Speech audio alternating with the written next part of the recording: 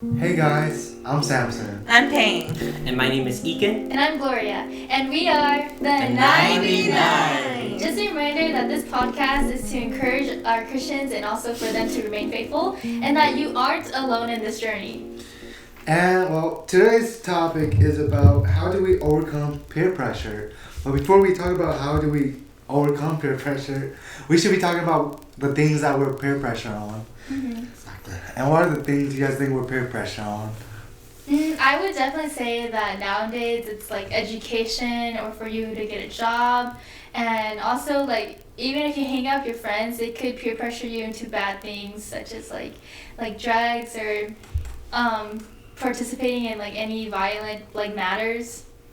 I think also another thing is like as like someone who's a little more older, like from like I guess my parents or like just an older like person, I think a lot of time you're peer pressured into like thinking about like marriage and like obviously like your careers and things like that as well, which I think I see as like a peer pressure. And also with the way that how the world is changing, I feel like everyone as a whole, regardless of age range, are peer pressure to accept certain things in the way that they are. True. I feel like, like you guys were saying, like our, like today, our young people and, older people too, that we get a lot of peer pressure, especially from parents, because I know parents, they want us to like succeed in life. But I feel like some parents, they peer pressure you like to go into certain majors, or like the school, like what college to go into, all that, or what major, But, at the end of the day, it's our own choice. Any other points you guys want to point out? I feel like another thing is like something that's really enforced onto like people who become 18, like they would encourage you to move out and like start being independent and stuff. Like for me, I'm the youngest, and so like I know I get a lot, like sometimes I might be spoiled or I don't really know like the hard parts in life. And it is kind of true because as the youngest, maybe you're really protected by your older siblings or even your parents. And so like once they like start pushing you more towards out there, you start to feel lost. And sometimes you just don't really know where to start. And I feel like that's definitely an issue I really struggle with. Like, I'm not saying it's really a bad thing, but like sometimes when people like pressure you that you should already know these things, but you haven't really learned about it when you were younger, I think really does affect like my generation. Anything else? I think with like this kind of continue on with Gloria, minimum wage is high, getting higher over here in California. But California is the only state where you can't actually survive with minimum wage. So I think being peer pressure into moving out of your 18, unless you plan to go in debt, and a lot of student loans, you're kind of stuck with your parents. Speaking of that, I was watching a video, and it was a podcast video too, and they were talking about like how Gen Z and millennials were depending on their parents for paying their bills right now because they're in debt. And the people were like, how are millennials still depending on their parents, because they should be in their late 30s or 40s already, But yeah, back to point, about peer pressure, peer pressuring someone to like move out or like do something they're not ready for is, it's just gonna lead them to like downfall, like, and you're not like preparing your child to move out by himself, then, and you're just automatic, they just turn 18, you just push them out, they're not gonna survive, they're not gonna know like, oh, how do I even pay the bills, or how do I even write check, all that, I do want to add something to that. I mean, first I want to mention that my parents do love me, so I'm still living with them, and I'm very grateful and blessed. But I just want to say, like, to the Hmong community, especially, like, I feel like most people actually don't really move out when they're 18, but maybe a little bit, like, sooner or like after like maybe 22 from 27 because I feel like from my experience, your parents kind of like complain to you a lot. They're like, oh, why aren't you doing this yet, or why aren't you like this person, or when are you gonna get married, like what Peng said. And I feel like it really does kind of like ruin the relationship with your family, and that's why a lot of people tend to be like alone or they live with their friends. And then I feel like that definitely also contributes them to being peer pressured into things that they don't want to do. And then I feel like my question is like, do you think it's good that they like experience these things, or is it like bad? Like moving out or marriage? Or like anything that just relates to peer pressure, yeah, in a sense. Mm-hmm. Well, if we bring it back to the Bible, I think one of the peer pressure, well, it was more out of frustration, but we do see how peer pressure does affect the decisions that the prophets God has chosen made, right? For example, when Moses led the Israelites out of Egypt and they were in the desert, wandering for about 40 plus years, or give or take. But the point was, one of the reasons why Moses didn't get to see the promised land was because, he struck the rock twice when, he was instructed not to, because, the people kept complaining. They're like, oh, we're in Egypt, we had it better. Yes, we were slaves, but we were being provided. But here in the desert, we don't have no food, we have no water, everything's dying, it's hot. And then out of frustration, Moses struck the rock. And, in a sense, even though it is frustration, it is peer pressure. Because, Moses, who was supposed to lead the Israelite into the promised land, even he didn't fully trust God, and that's why he struck the rock again. And that does show that peer pressure does lead to actions that does have consequences, sins, and it does kind of strip us apart from what God may have planned for us. Mm-hmm. I think I agree with like what you mentioned as well. I think another thing I feel like with like peer pressure, just pressure in general too, is like it could also lead to like a lot of like anxiety, Mm-hmm. and because I don't think anyone likes like having like to be pressured to do anything, but in a sense, it is kind of like a little bit necessary, right, to like like not move on, but like to like grow, like but I feel like with like a lot of pressure, like you lose a lot of, like you said, you fall into like temptation. And like also like when we think of peer pressure, obviously most of the time we think about like we get peer pressure into drinking, smoking, doing drugs, and like all these like acts, right? And like I think that's why it's so like important for us as like like believers to really like kind of not stray away, but like to really set our boundaries when it comes to like peer pressure in those ways. Well, I know from like peer pressure for like from like our parents or like our elders, like it's a lot like harder, just because I think especially in like the Hmong like the Hmong like culture, right? You're expected to like respect your elders and listen to them, right? So I think that is what like kind of like falls onto us, like that pressure of like, oh, like they're the older like the older people, they know more. But you have us who are like younger, who kind of struggle with already like self-identity, which I think it's like falls into that as well, of like peer pressure, where your expectations of other people compared to you, like compared to what you want yourself to be, like I think we struggle with like that as like a peer pressure as well. True. With that, like with like marriage and all that, because I know in Hmong community, like young girls, or girls in general, are pressured to like get married, because back and traditionally, that's how they saw the girls, in the family, that as just getting married, and then but as today, our perspective has changed. Now, Hmong girls are now like education-wise, higher education, better jobs now, you know. And I feel like now parents are adding more pressure. Now, like, oh yeah, you gotta do good because their kids are doing this too. But yeah, I agree with you guys. But now let me throw out this question. Ask you guys, as a Christian, we're part of, as a Christian community, how are we peer pressure as Christians? How does that affect us as Christians?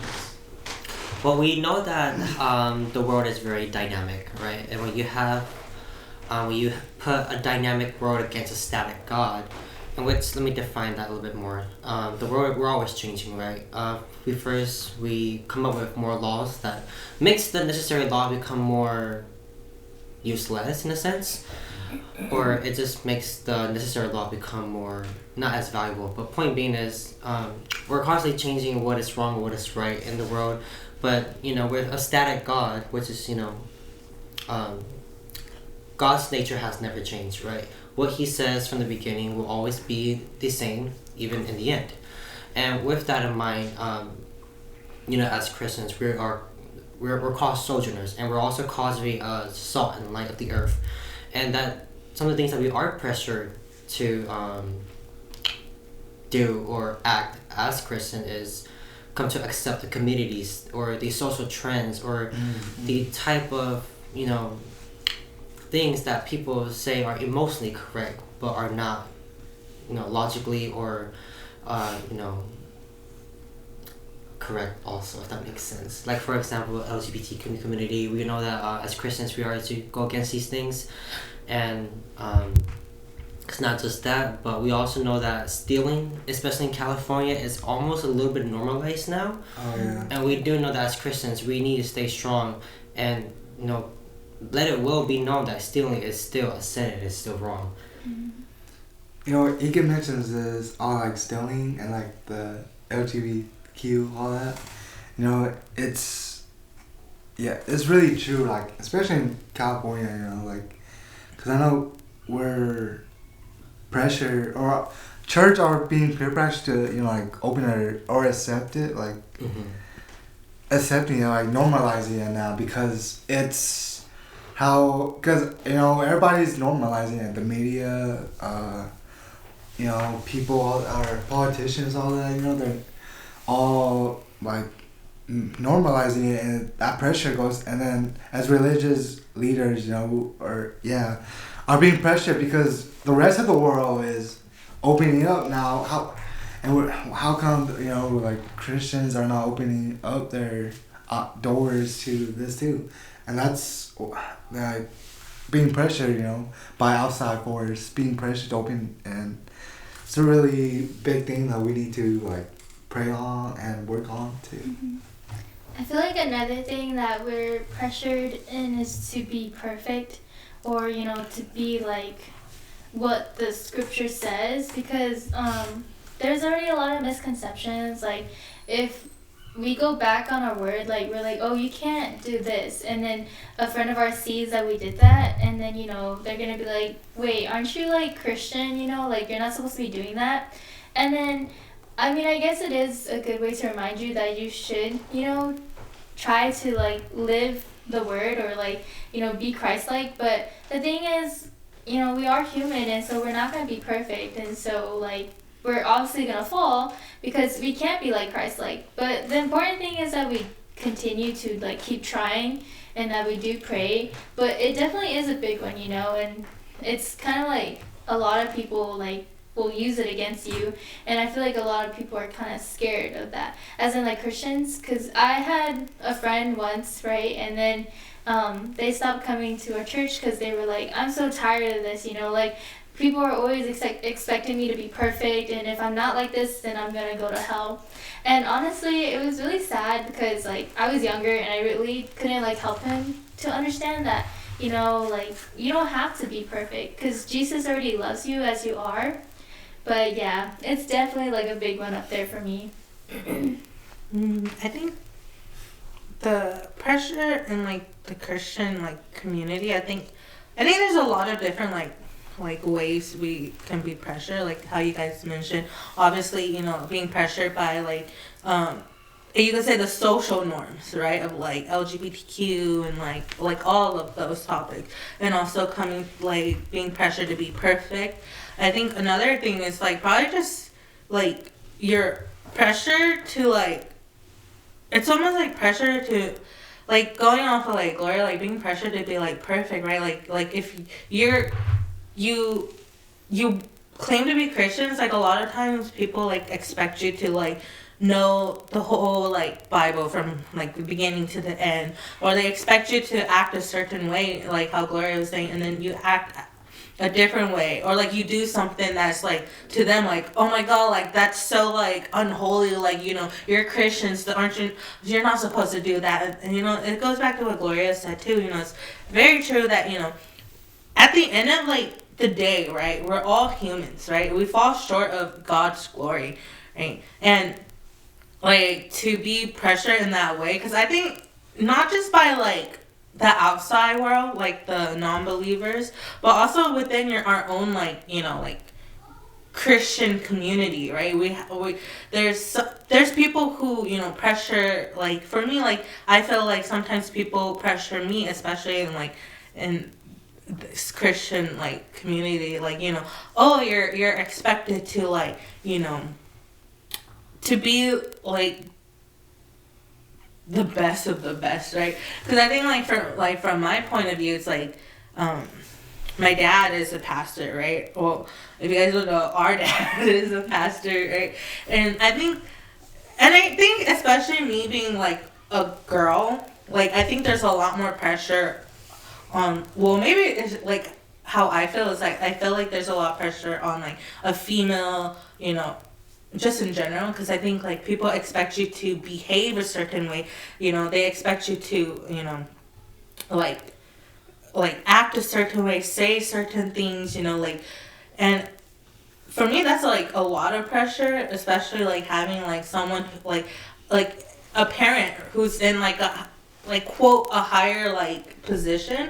I feel like a lot of times a lot more eyes are on you, and you know, in a way it's like a good pressure and a bad pressure. Like it's a good pressure because it makes you like more self-aware of like your actions. It makes you more aware of like the things that you do, right? But on like the other side, it's kind of like bad in a sense, because like one little thing that you do wrong, like it feels like, oh, like there's a group of hyenas ready to like pounce on you, and like that's the hard part, you know, of like that, you know, that pressure, right?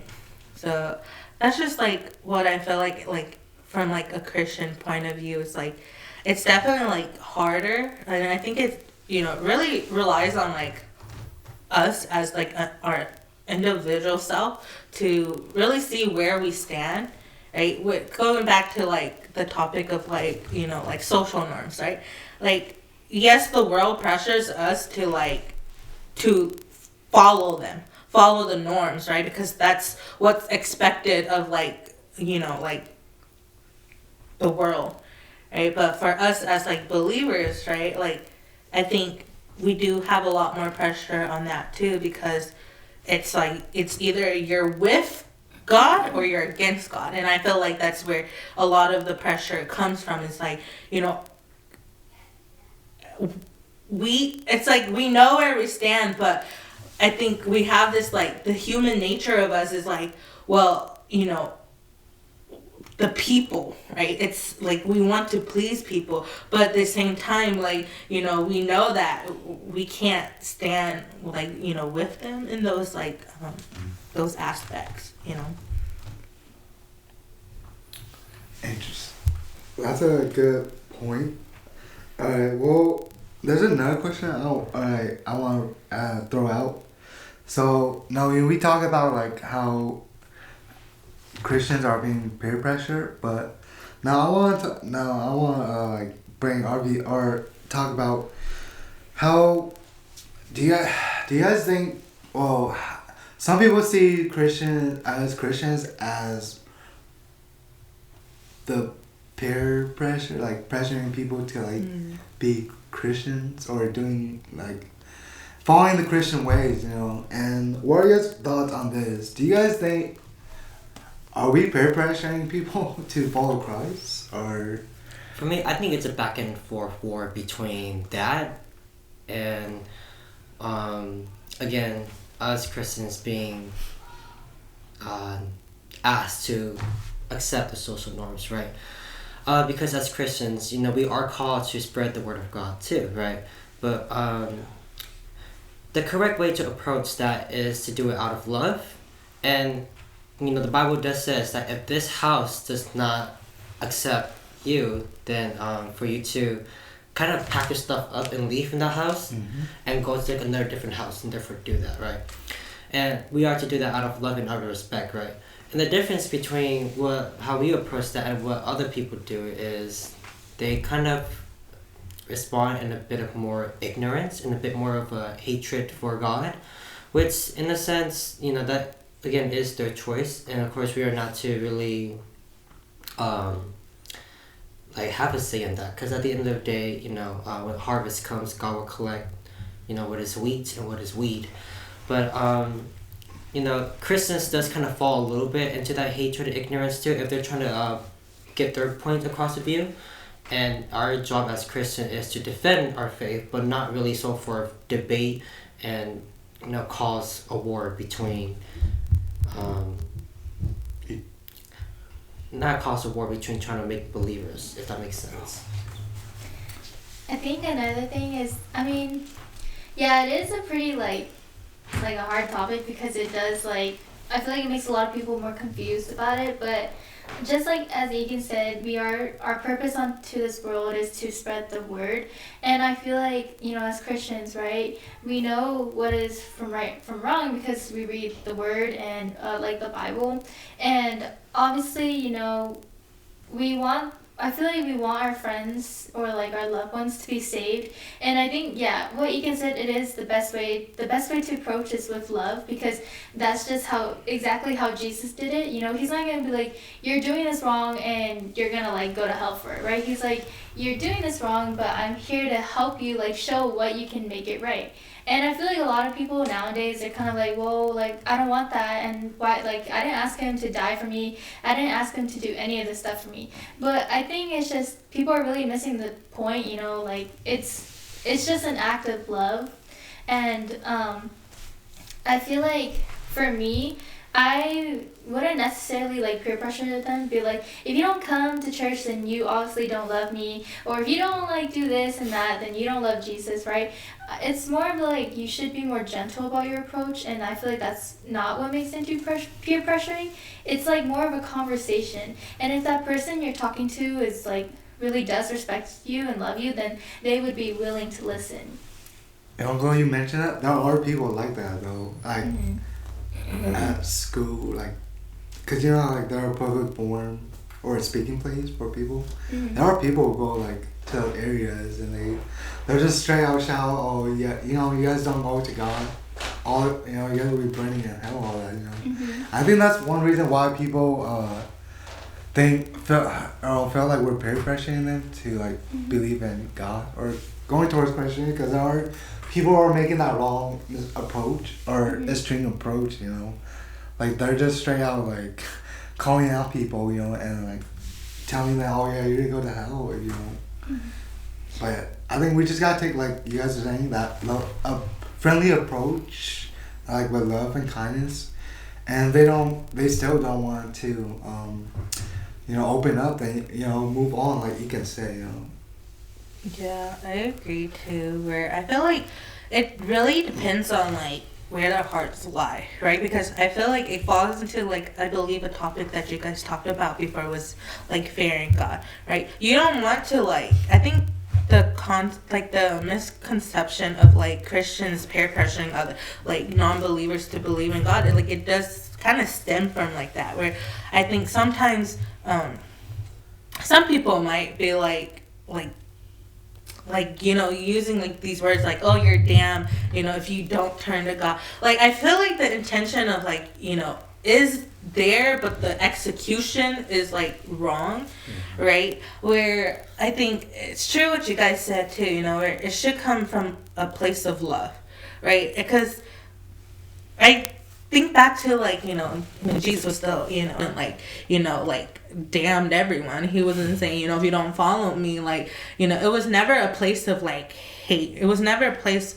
like, it never came from a place of like, you know, like evilness, right? Or like anger. It always came from like love. It always came from like peace, you know. It was never like anything bad. So I think like for us, like as like believers, like I think we do have this like misconception of like us peer pressuring like others. But I think for those who like understand, or like for us, you know, as Christians who, you know, don't want to like be labeled as like peer pressures, you know, then we should like, you know, live like how Jesus lived, right? Like love like Jesus loved, because I think that's the way to like, you know, bring others to know Christ. It's not through like our words, it's through our actions. So like it's true, you know, we do have a misconception, but I think, you know, if we learn from it and we, you know, as Christians, you know, we approach it in a different light, I think, you know, this misconception of us being like pressuring others to come to Christ, I think it will like slowly like, you know, go away. But yeah, I think to kind of avoid the peer pressure part, as you know, a Christian pressuring others to come to Christ, is to know that it is not really your job to really kind of bring them to like Christ. bring them to like, Christ, because to judge as well, I feel yeah, like, because too. I think our job as Christians, right, even in the book of I believe it was Corinthians, but our job is to simply plant the seed, right? We plant the seed. If they accept it, eventually you know, they will come to Christ, right? If they reject it, when God comes upon them, they will still come to Christ, right? And you know, eventually, it's to say that eventually, you know, God will restore His creations, right? And God will bring His people back to Him eventually, if that makes sense. But that's not to say that you shouldn't be doing your ministry, right? It's still your job to lead the flocks and overseer the believers. Yeah. You know, all the things you guys, you know, said is correct. You know, that it's not our job to, like, you can say, you know, to like, as judge, as you guys were saying, you know, judge them because of their sin. You know, that's not our job. It's God's job at the end. But you know, our job is just to spread the word, you know, and like see if they open the door for Christ, you know, because you can't really force that door to open, you know.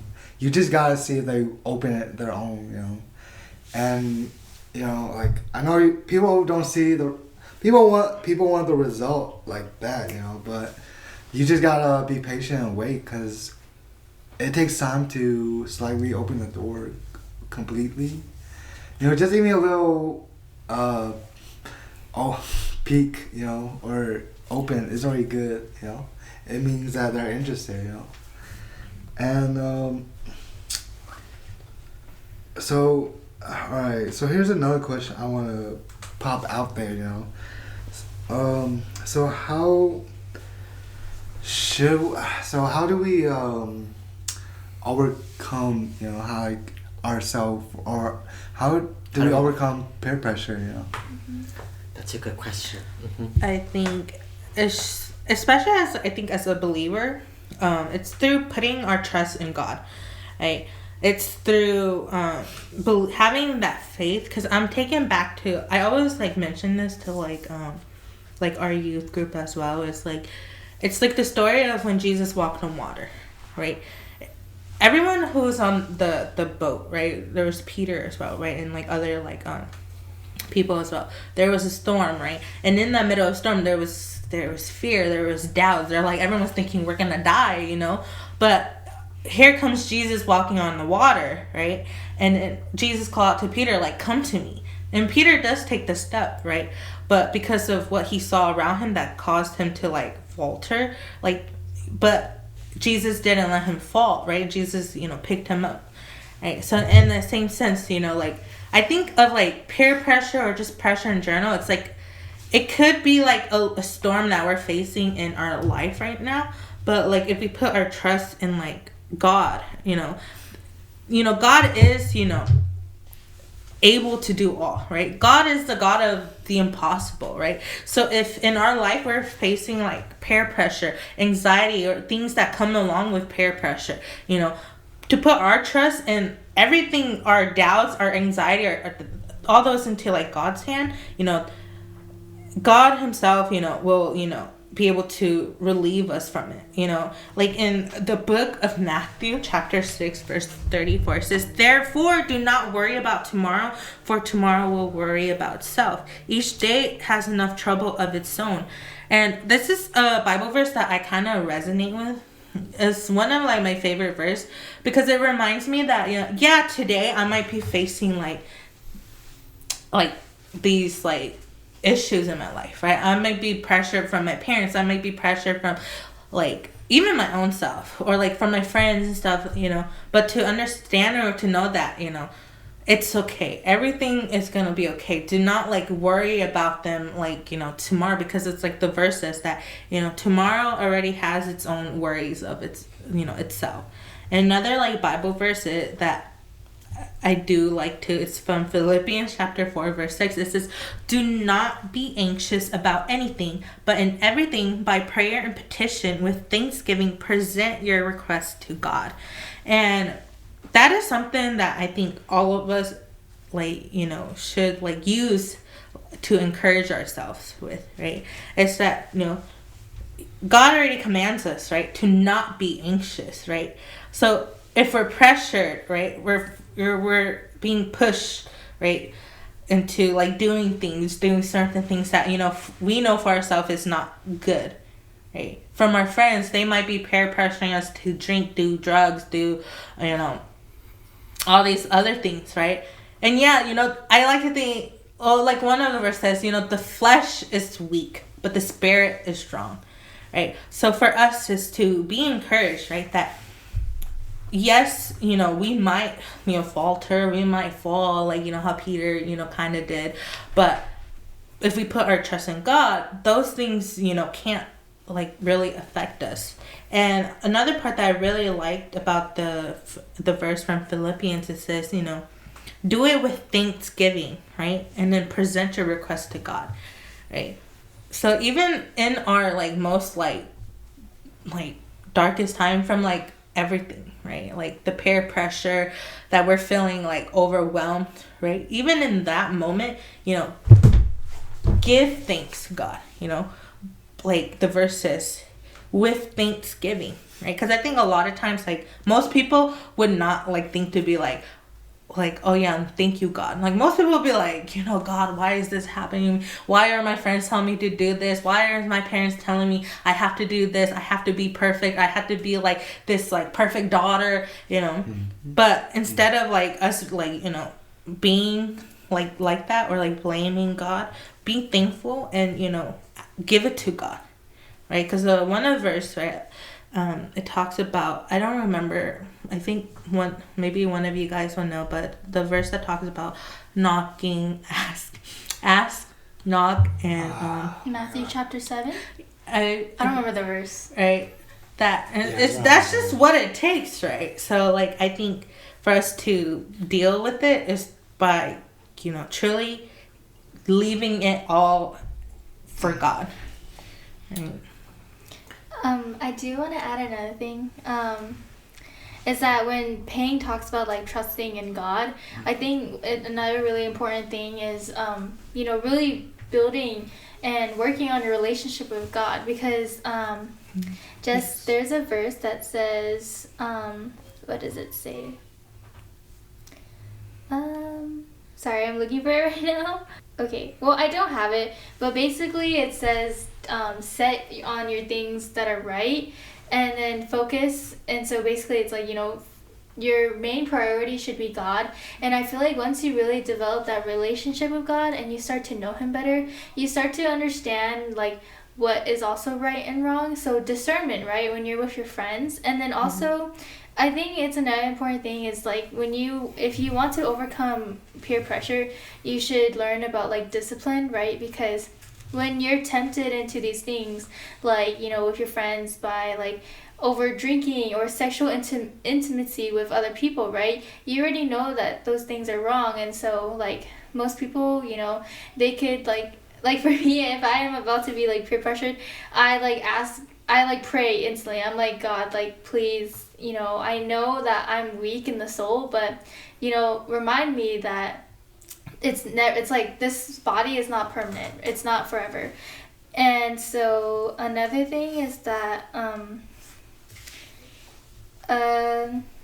so like, and then, the verse is chapter 12, verse 2, and it says, "Do not conform to the patterns of this world, but be transformed by the renewing of your mind." And then it says, "Do not set foot on the path of the wicked, or walk in the way of evildoers." And I know obviously we are always gonna fall into like sin, but as long as we continue to focus on God and, you know, like what Payne said, trust in Him, then, you know, eventually over time it will become better. And I'm a person in middle school, like, I thought I knew God, but, you know, through the trials that I have been through, you know, it really has taught me a lot. And, you know, I have to say from experience that it does get better. And then another thing I do want to mention is from James. If you do have your Bible, it's really important to read James. You know, it really has helped me.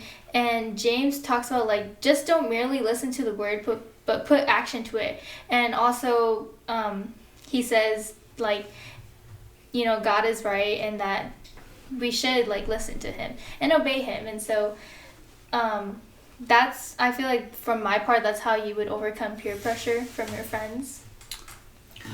The gospel will always provide answers for these kind of situations, right? For example, we know that in Matthew, Luke, and John, we do know that Jesus said that whoever loses himself for my sake will find purpose and meaning for his life. But whoever searches in the world will lose, you know, their identity. And in that sense, you know, it is to say that if you strive for God, you know, there's always going to be peer pressure. But if you focus on God, God will show you your meaning, your purpose, right? In addition to that, 1 Corinthians chapter 15, verse 33 says, "Do not be misled. Bad company corrupts good characters." And which is to say that another way to avoid peer pressure, if you're not yet deeply rooted or you know, a strong faith, is to surround yourself with Christian people, right? You know, that's assuming that you're surrounded by good Christians, right? You know, if good Christian will always build up, you know, another Christian, you know, as iron sharpens another iron. You know, alright. Well, to wrap this up, you know, all you guys gave good points, you know, and to overcome peer pressure, you know, the important thing is turning to God, you know, and pray to Him. And also, you know, if you're hanging out with a group that you feel like they're pressuring you to do wrong things, you know, like you can say, you know, find a new group, you know, like a new group who will, you know, support you and also, you know, stand firm with you, you know, and will help you out through struggles. And, you know, so if you guys ever feel peer pressure, you know, just pray, read the Bible, you know, change your environment, you know, if you guys feel peer pressure. And, you know, so if you guys like this episode, you know, subscribe to our Instagram and to our YouTube, and please share our YouTube videos to your friends and family. So hope you guys enjoy this video. Bye-bye. Bye.